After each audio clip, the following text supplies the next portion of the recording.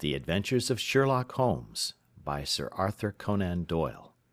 Adventure 3, A Case of Identity. "My dear fellow," said Sherlock Holmes as we sat on either side of the fire in his lodgings at Baker Street, "life is infinitely stranger than anything which the mind of man could invent. We would not dare to conceive the things which are really mere commonplaces of existence. If we could fly out of that window hand in hand, hover over this great city, gently remove the roofs, and peep in at the queer things which are going on, the strange coincidences, the plannings, the cross purposes, the wonderful chains of events, working through generations, and leading to the most outré results, it would make all fiction with its conventionalities and foreseen conclusions most stale and unprofitable." "And yet I am not convinced of it," I answered. "The cases which come to light in the papers are, as a rule, bald enough and vulgar enough.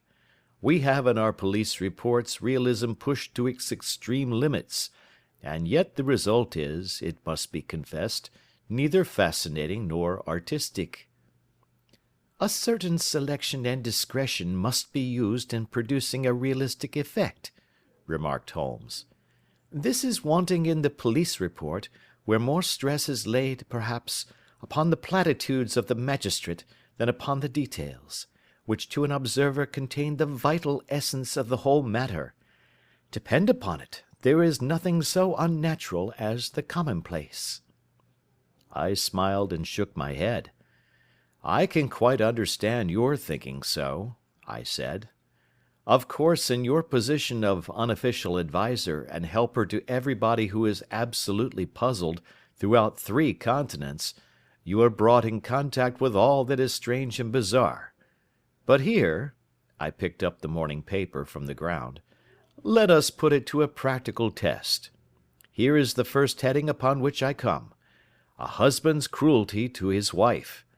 There is half a column of print, but I know without reading it that it is all perfectly familiar to me. There is, of course, the other woman, the drink, the push, the blow, the bruise, the sympathetic sister or landlady. The crudest of writers could invent nothing more crude." "Indeed, your example is an unfortunate one for your argument," said Holmes, taking the paper and glancing his eye down it. "This is the Dundas separation case, and, as it happens, I was engaged in clearing up some small points in connection with it. The husband was a teetotaler. There was no other woman, and the conduct complained of was that he had drifted into the habit of winding up every meal by taking out his false teeth and hurling them at his wife, which, you will allow, is not an action likely to occur to the imagination of the average story-teller. Take a pinch of snuff, Doctor, and acknowledge that I have scored over you in your example." He held out his snuff-box of old gold, with a great amethyst in the centre of the lid. Its splendour was in such contrast to his homely ways and simple life that I could not help commenting upon it. "Ah," said he, "I forgot that I had not seen you for some weeks. It is a little souvenir from the King of Bohemia, in return for my assistance in the case of the Irene Adler papers." "And the ring?" I asked, glancing at a remarkable brilliant which sparkled upon his finger. "It was from the reigning family of Holland, though the matter in which I served them was of such delicacy that I cannot confide it even to you, who have been good enough to chronicle 1 or 2 of my little problems." "And have you any on hand just now?" I asked with interest. "Some 10 or 12, but none which present any feature of interest. They are important, you understand, without being interesting. Indeed, I have found that it is usually in unimportant matters that there is a field for the observation, and for the quick analysis of cause and effect which gives the charm to an investigation. The larger crimes are apt to be the simpler, for the bigger the crime, the more obvious, as a rule, is the motive. In these cases, save for one rather intricate matter which has been referred to me from Marseilles, there is nothing which presents any features of interest. It is possible, however, that I may have something better before very many minutes are over, for this is one of my clients, or I am much mistaken." He had risen from his chair and was standing between the parted blinds, gazing down into the dull, neutral-tinted London street. Looking over his shoulder, I saw that on the pavement opposite there stood a large woman with a heavy fur boa round her neck, and a large curling red feather in a broad-brimmed hat, which was tilted in a coquettish Duchess of Devonshire fashion over her ear. From under this great panoply she peeped up in a nervous, hesitating fashion at our windows, while her body oscillated backward and forward, and her fingers fidgeted with her glove buttons. Suddenly, with a plunge, as of the swimmer who leaves the bank, she hurried across the road, and we heard the sharp clang of the bell. "I have seen those symptoms before," said Holmes, throwing his cigarette into the fire. "Oscillation upon the pavement always means an affaire à coeur. She would like advice, but it is not sure that the matter is not too delicate for communication. And yet even here we may discriminate. When a woman has been seriously wronged by a man she no longer oscillates, and the usual symptom is a broken bell wire. Here we may take it that there is a love matter, but that the maiden is not so much angry as perplexed or grieved. But here she comes in person to resolve our doubts." As he spoke there was a tap at the door, and the boy in buttons entered to announce Miss Mary Sutherland, while the lady herself loomed behind his small black figure like a full-sailed merchantman behind a tiny pilot-boat.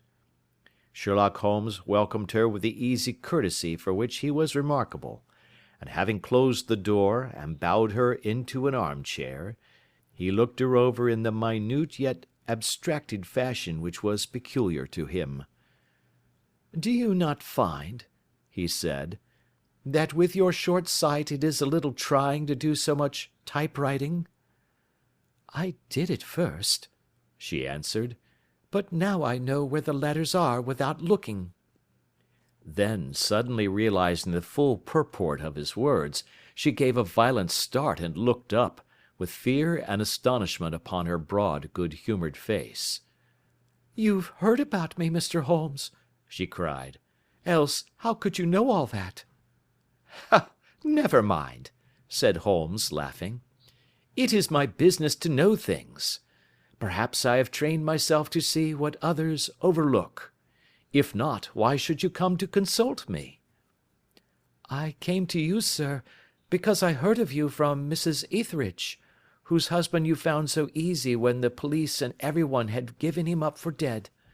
Oh, Mr. Holmes, I wish you would do as much for me.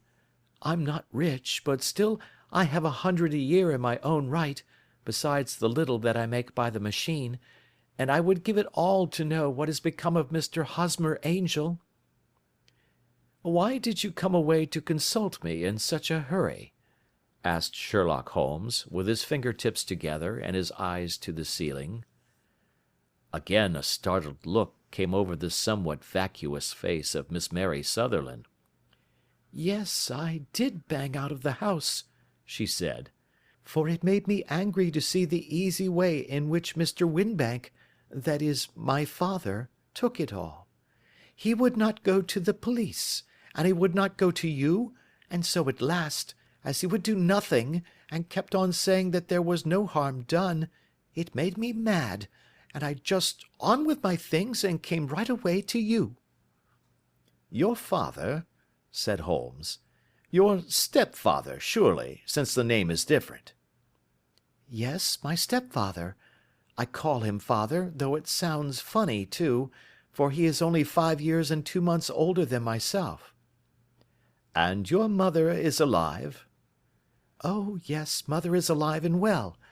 I wasn't best pleased, Mr. Holmes, when she married again so soon after father's death, and a man who was nearly 15 years younger than herself.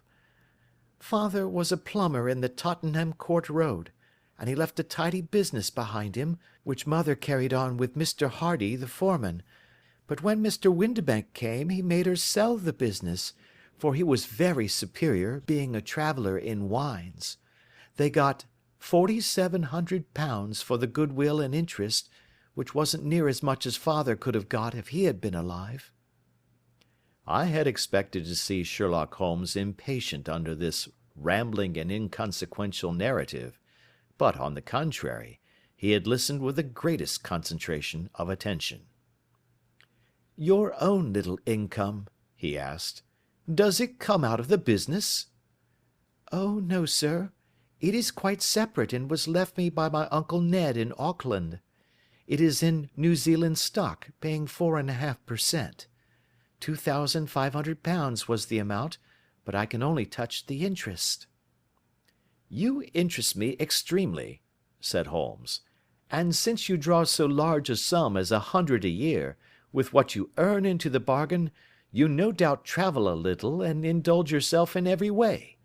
I believe that a single lady can get on very nicely upon an income of about £60. "I could do with much less than that, Mr. Holmes, but you understand that as long as I live at home I don't wish to be a burden to them, and so they have the use of the money just while I am staying with them. Of course, that is only just for the time. Mr. Windibank draws my interest every quarter and pays it over to mother, and I find that I can do pretty well with what I earn at typewriting.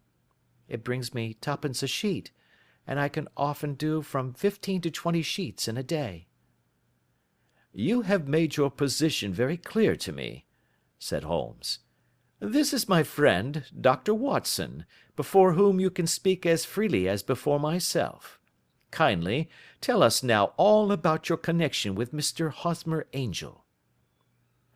A flush stole over Miss Sutherland's face, and she picked nervously at the fringe of her jacket.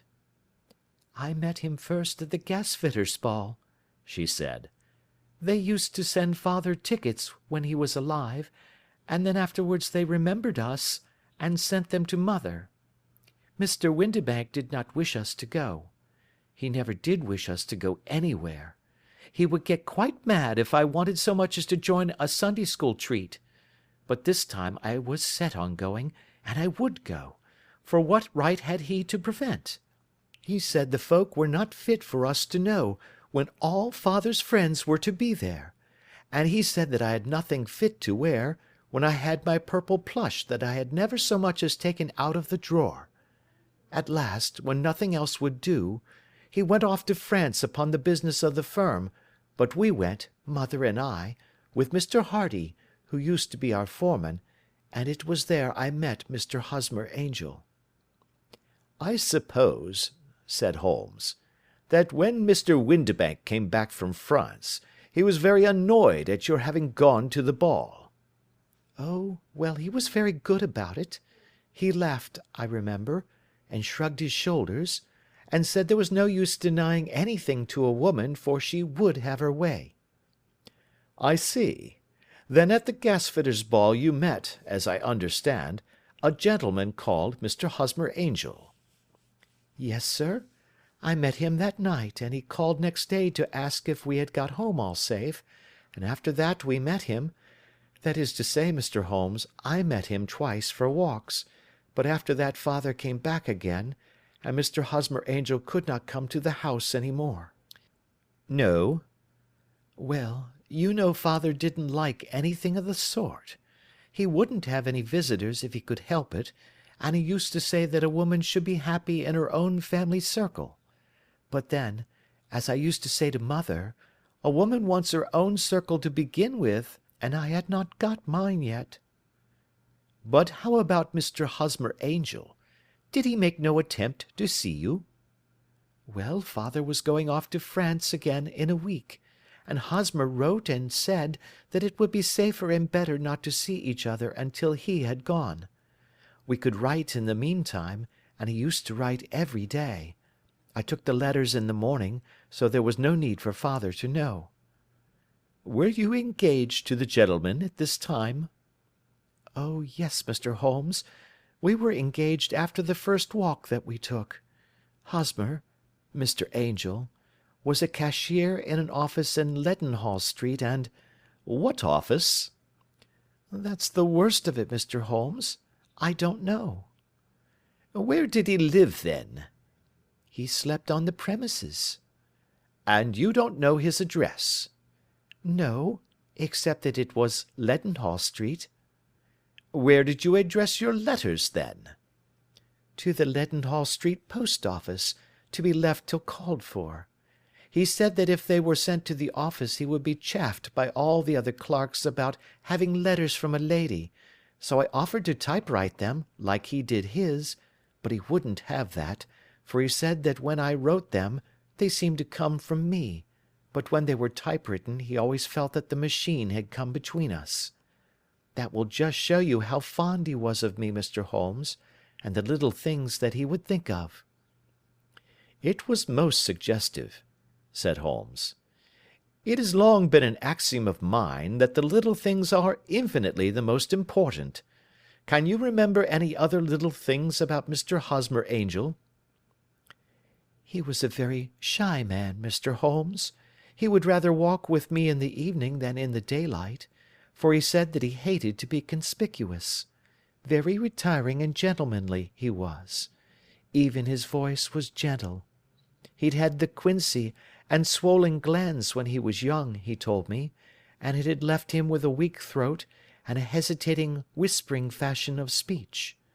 He was always well dressed, very neat and plain, but his eyes were weak just as mine are, and he wore tinted glasses against the glare." "Well, and what happened when Mr. Windibank, your stepfather, returned to France?"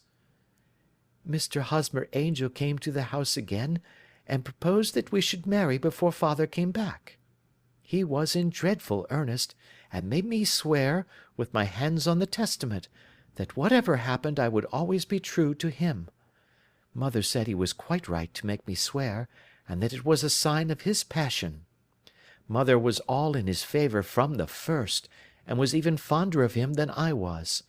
Then, when they talked of marrying within the week, I began to ask about father, but they both said never to mind about father, but just to tell him afterwards, and mother said she would make it all right with him. I didn't quite like that, Mr. Holmes. It seemed funny that I should ask his leave, as he was only a few years older than me, but I didn't want to do anything on the sly, so I wrote to father at Bordeaux, where the company has its French offices, but the letter came back to me on the very morning of the wedding." "It missed him, then?" "Yes, sir, for he had started to England just before it arrived." "Ha! That was unfortunate. Your wedding was arranged, then, for the Friday. Was it to be in church?" "Yes, sir, but very quietly. It was to be at Son Saviour's, near King's Cross, and we were to have breakfast afterwards at the St. Pancras Hotel. Hosmer came for us in a hansom, but as there were two of us, he put us both into it and stepped himself into a four-wheeler, which happened to be the only other cab in the street. We got to the church first, and when the four-wheeler drove up we waited for him to step out, but he never did, and when the cabman got down from the box and looked, there was no one there. The cabman said that he could not imagine what had become of him, for he had seen him get in with his own eyes. That was last Friday, Mr. Holmes, and I have neither seen nor heard anything since then to throw any light upon what has become of him."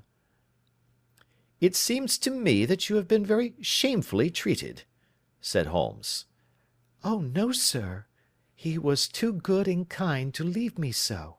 Why, all the morning he was saying to me that, whatever happened, I was to be true, and that even if something quite unforeseen occurred to separate us, I was always to remember that I was pledged to him, and that he would claim his pledge sooner or later.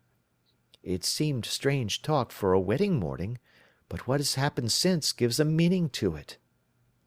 "Most certainly it does. Your own opinion is, then, that some unforeseen catastrophe has occurred to him?" "Yes, sir. I believe that he foresaw some danger, or else he would not have talked so, and then I think that what he foresaw happened." "But you have no notion as to what it could have been?" "None." "One more question. How did your mother take the matter?" She was angry, and said that I was never to speak of the matter again. And your father? Did you tell him? Yes, and he seemed to think, with me, that something had happened, and that I should hear of Hosmer again. As he said, what interest could anyone have in bringing me to the doors of the church, and then leaving me? Now, if he had borrowed my money, or if he had married me and got my money settled on him, there might be some reason, but Hosmer was very independent about money, and never would look at a shilling of mine. And yet, what could have happened? And why could he not write? Oh, it drives me half mad to think of it, and I can't sleep a wink at night." She pulled a little handkerchief out of her muff, and began to sob heavily into it. "I shall glance into the case for you," said Holmes, rising, "and I have no doubt that we shall reach some definite result.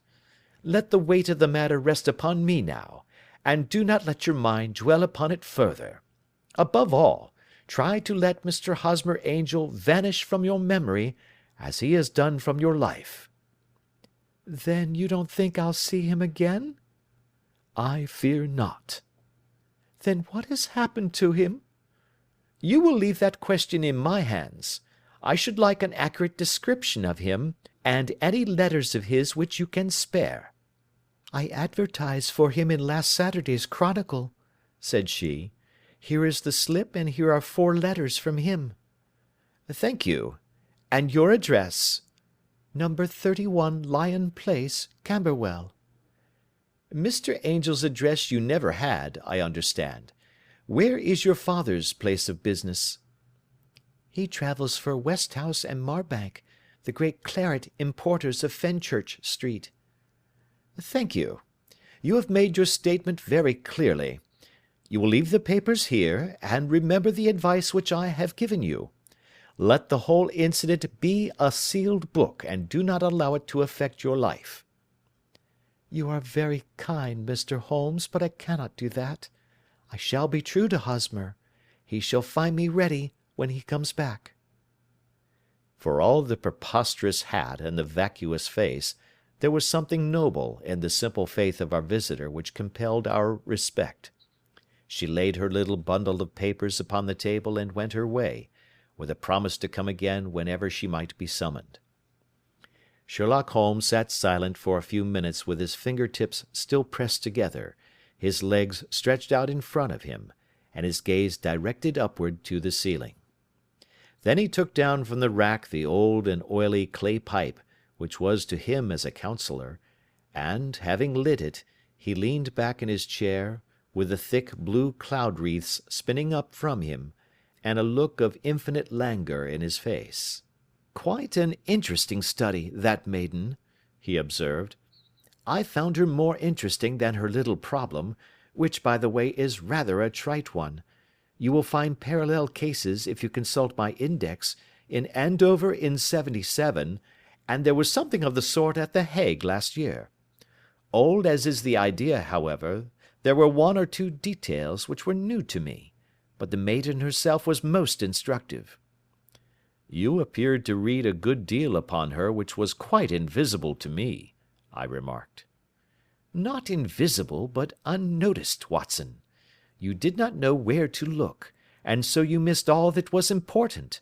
I can never bring you to realize the importance of sleeves, the suggestiveness of thumbnails, or the great issues that may hang from a bootlace. Now, what did you gather from that woman's appearance? Describe it." "Well, she had a slate-coloured, broad-brimmed straw hat, with a feather of a brickish red. Her jacket was black, with black beads sewn upon it, and a fringe of little black jet ornaments. Her dress was brown, rather darker than coffee colour, with a little purple plush at the neck and sleeves. Her gloves were greyish and were worn through at the right forefinger. Her boots I didn't observe. She had small, round, hanging gold earrings, and a general air of being fairly well-to-do in a vulgar, comfortable, easy-going way." Sherlock Holmes clapped his hands softly together and chuckled. "'Pon my word, Watson, you are coming along wonderfully. you have really done very well indeed. It is true that you have missed everything of importance, but you have hit upon the method, and you have a quick eye for colour. Never trust to general impressions, my boy, but concentrate yourself upon details. My first glance is always at a woman's sleeve. In a man it is perhaps better first to take the knee of the trouser. As you observe, this woman had plush upon her sleeves, which is a most useful material for showing traces. The double line a little above the wrist, where the typewriter presses against the table, was beautifully defined. The sewing machine, of the hand type, leaves a similar mark, but only on the left arm, and on the side of it farthest from the thumb, instead of being right across the broadest part, as this was. I then glanced at her face, and, observing the dint of a pince-nez at either side of her nose, I ventured to remark upon short sight in typewriting, which seemed to surprise her. It surprised me. But surely it was obvious. I was then much surprised and interested on glancing down to observe that, though the boots which she was wearing were not unlike each other, they were really odd ones, the one having a slightly decorated toe-cap, and the other a plain one. One was buttoned only in the 2 lower buttons out of 5, and the other at the 1st, 3rd, and 5th. Now, when you see that a young lady, otherwise neatly dressed, has come away from home with odd boots, half buttoned, it is no great deduction to say that she came away in a hurry. And what else?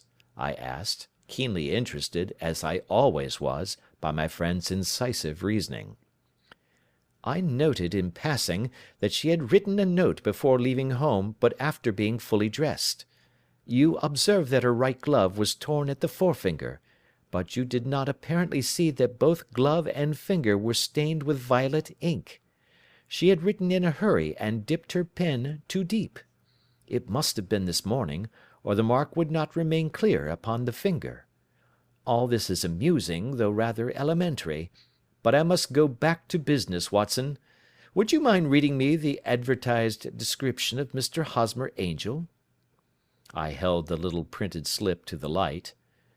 Missing, it said, on the morning of the 14th, a gentleman named Hosmer Angel, about 5 feet 7 inches in height, strongly built, sallow complexion, black hair, a little bald in the centre, bushy, black side whiskers and moustache, tinted glasses, slight infirmity of speech, was dressed when last seen in black frock-coat faced with silk, black waistcoat, gold Albert chain, and grey Harris tweed trousers, with brown gaiters over elastic-sided boots, known to have been employed in an office in Leadenhall Street.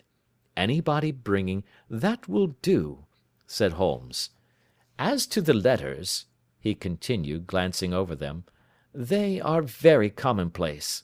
Absolutely no clue in them to Mr. Angel, save that he quotes Balzac once. There is one remarkable point, however, which will no doubt strike you." "They are typewritten," I remarked. "Not only that, but the signature is typewritten. Look at the neat little Hosmer Angel at the bottom. There is a date, you see, but no superscription except Leadenhall Street, which is rather vague. The point about the signature is very suggestive. In fact, we may call it conclusive." "Of what?" "My dear fellow, is it possible you do not see how strongly it bears upon the case?" "I cannot say that I do, unless it were that he wished to be able to deny his signature if an action for breach of promise were instituted." "No, that was not the point. However, I shall write 2 letters, which should settle the matter. One is to a firm in the city, the other is to the young lady's stepfather, Mr. Windibank, asking him whether he could meet us here at 6 o'clock to-morrow evening. It is just as well that we should do business with the male relatives. And now, Doctor, we can do nothing until the answers to those letters come, so we may put our little problem upon the shelf for the interim."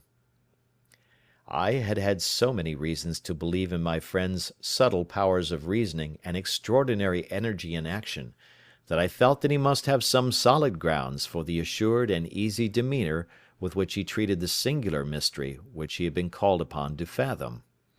Once only had I known him to fail, in the case of the King of Bohemia and the Irene Adler photograph, but when I looked back to the weird business of the sign of 4, and the extraordinary circumstances connected with the study in scarlet, I felt that it would be a strange tangle indeed which he could not unravel. I left him then, still puffing at his black clay pipe, with the conviction that when I came again on the next evening, I would find that he held in his hands all the clues which would lead up to the identity of the disappearing bridegroom of Miss Mary Sutherland. A professional case of great gravity was engaging my own attention at the time, and the whole of next day I was busy at the bedside of the sufferer. It was not until close upon 6 o'clock that I found myself free, and was able to spring into a hansom and drive to Baker Street, half afraid that I might be too late to assist at the dénouement of the little mystery. I found Sherlock Holmes alone, however, half asleep, with his long, thin form curled up in the recesses of his armchair. A formidable array of bottles and test tubes, with the pungent, cleanly smell of hydrochloric acid, told me that he had spent his day in the chemical work which was so dear to him. "Well, have you solved it?" I asked as I entered. Yes, it was the bisulfate of baryta. "No, no, the mystery!" I cried. Oh, that! I thought of the salt that I had been working upon. There was never any mystery in the matter, though, as I said yesterday, some of the details are of interest. The only drawback is that there is no law, I fear, that can touch the scoundrel." "Who was he, then, and what was his object in deserting Miss Sutherland?" The question was hardly out of my mouth, and Holmes had not yet opened his lips to reply, when we heard a heavy footfall in the passage, and a tap at the door. "This is the girl's stepfather, Mr. James Windibank," said Holmes. "He has written to me to say that he would be here at 6. Come in." The man who entered was a sturdy, middle-sized fellow, some 30 years of age, clean-shaven, and sallow-skinned, with a bland, insinuating manner, and a pair of wonderfully sharp and penetrating grey eyes. He shot a questioning glance at each of us, placed his shiny top-hat upon the sideboard, and with a slight bow sidled down into the nearest chair. "Good evening, Mr. James Windibank," said Holmes. "I think that this typewritten letter is from you, in which you have made an appointment with me for 6 o'clock?" "Yes, sir. I am afraid that I am a little late, but I am not quite my own master, you know. I am sorry that Miss Sutherland has troubled you about this little matter, for I think it is far better not to wash linen of the sort in public. It was quite against my wishes that she came, but she is a very excitable, impulsive girl, as you may have noticed, and she is not easily controlled when she has made up her mind on a point. Of course, I did not mind you so much, as you are not connected with the official police, but it is not pleasant to have a family misfortune like this noised abroad.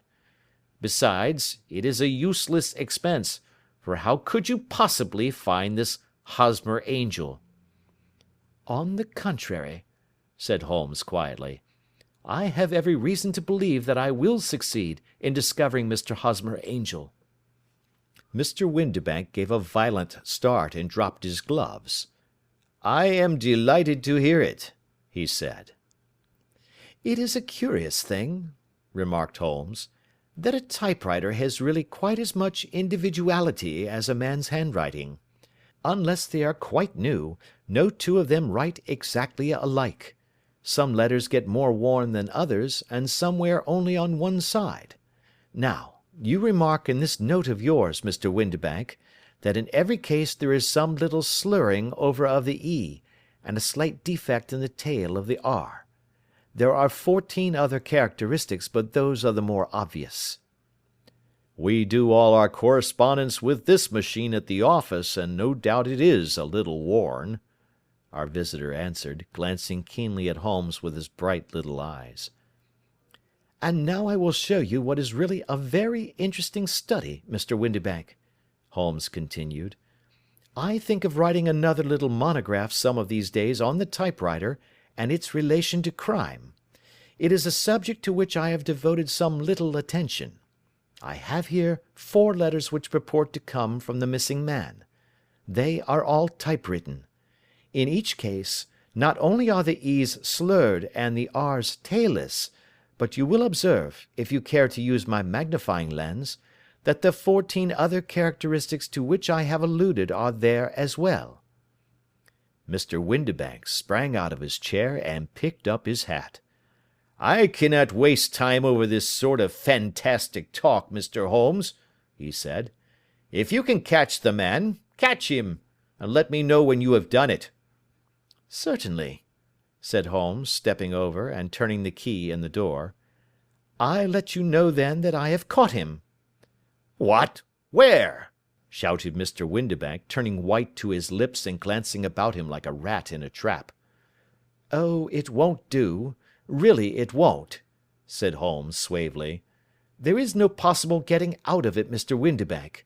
It is quite too transparent, and it was a very bad compliment when you said that it was impossible for me to solve so simple a question. That's right. Sit down and let us talk it over." Our visitor collapsed into a chair, with a ghastly face and a glitter of moisture on his brow. It's not actionable," he stammered. "I am very much afraid that it is not. But between ourselves, Windibank, it was as cruel and selfish and heartless a trick in a petty way as ever came before me. Now, let me just run over the course of events, and you will contradict me if I go wrong." The man sat huddled up in his chair, with his head sunk upon his breast, like one who is utterly crushed. Holmes stuck his feet up on the corner of the mantelpiece, and leaning back with his hands in his pockets, began talking, rather to himself, as it seemed, than to us. "The man married a woman very much older than himself for her money," said he, "and he enjoyed the use of the money of the daughter as long as she lived with them. It was a considerable sum, for people in their position, and the loss of it would have made a serious difference. It was worth an effort to preserve it. The daughter was of a good, amiable disposition, but affectionate and warm-hearted in her ways, so that it was evident that with her fair personal advantages, and her little income, she would not be allowed to remain single long. Now her marriage would mean, of course, the loss of 100 a year, so what does her stepfather do to prevent it? He takes the obvious course of keeping her at home, and forbidding her to seek the company of people of her own age. But soon he found that that would not answer for ever. She became restive, insisted upon her rights, and finally announced her positive intention of going to a certain ball. What does her clever stepfather do then? He conceives an idea more creditable to his head than to his heart.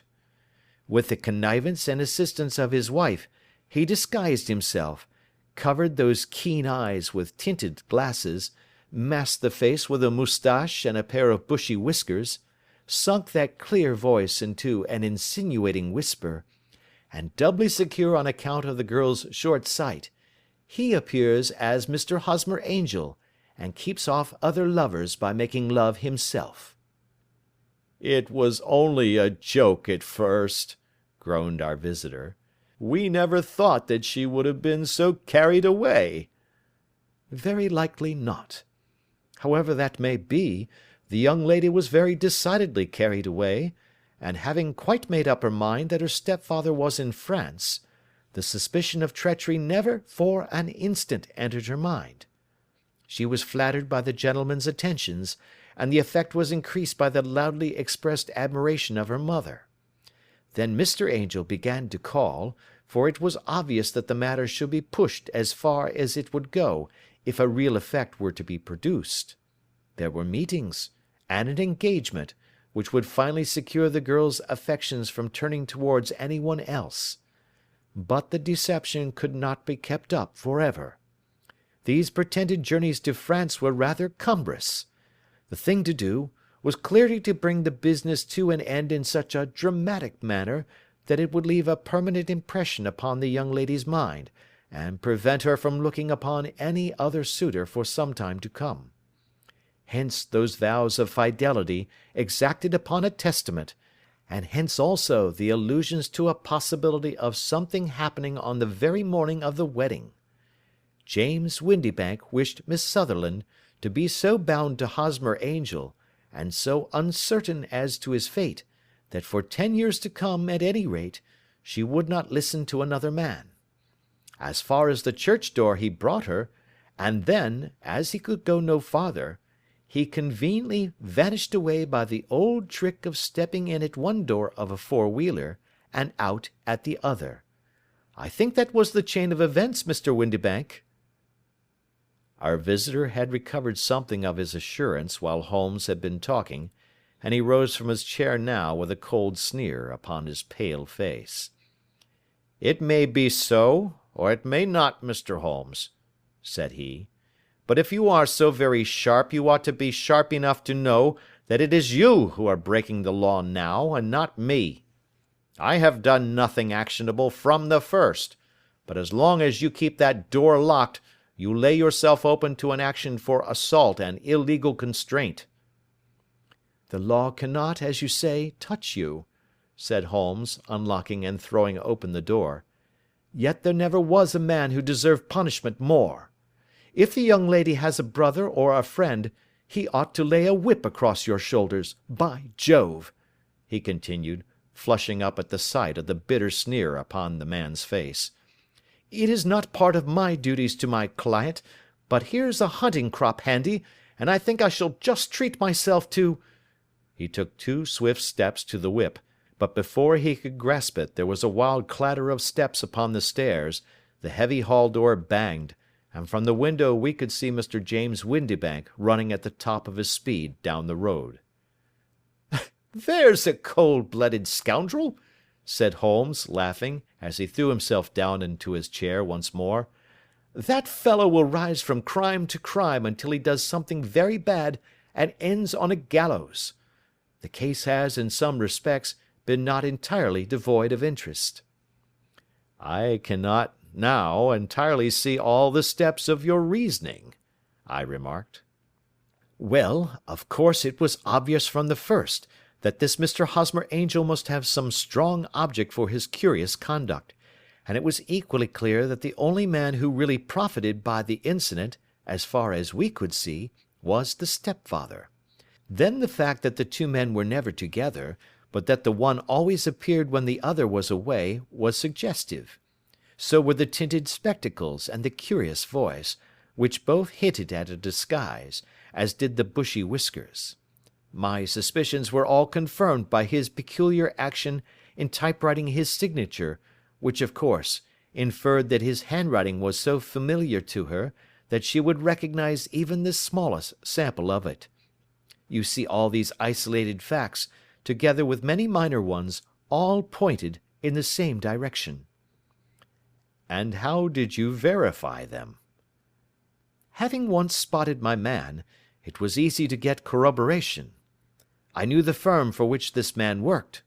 Having taken the printed description, I eliminated everything from it which could be the result of a disguise, the whiskers, the glasses, the voice, and I sent it to the firm, with a request that they would inform me whether it answered to the description of any of their travellers. I had already noticed the peculiarities of the typewriter, and I wrote to the man himself at his business address, asking him if he would come here. As I expected, his reply was typewritten and revealed the same trivial but characteristic defects. The same post brought me a letter from Westhouse and Marbank, of Fenchurch Street, to say that the description tallied in every respect with that of their employee, James Windibank. Voilà tout." "And Miss Sutherland?" "If I tell her she will not believe me. You may remember the old Persian saying, 'There is danger for him who taketh the tiger cub, and danger also for whoso snatches a delusion from a woman.' There is as much sense in Hafiz as in Horace, and as much knowledge of the world." End of Adventure 3.